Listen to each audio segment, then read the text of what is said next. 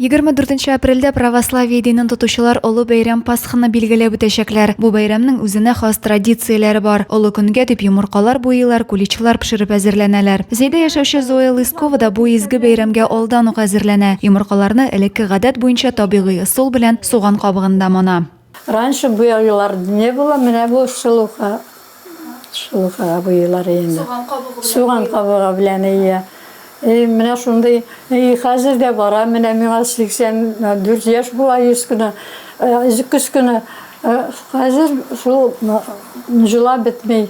Йомырка Пасханың төп символы. Аны төрле төсләргә буясалар да иң таралганы кызыл төс. Балалар аныклар белән ел сайын изге теләкләр әйтеп 20-30лап күккәй буяп куябыз ди Зоя Ивановна. Төрле алымнар кулланып матур бизәкләр төшерергә аныкчыгы Алисә дә ярдәм итә. Православие динендәгеләр изге Пасхага зурлап әзерләнәләр. 7 атна дәвамында итле, сөтле ризыклар ашамыйча ураза тоталар. Өй юу, йорт тирәләрен чистарту кебек гадәтләр дә бүгенге көнгә кадәр сакланып калган. Четверг көнгә кадәр бөтен җирен чистарган булырга тиеш. Түшәмнәрне кырадырык дип әйттем бит.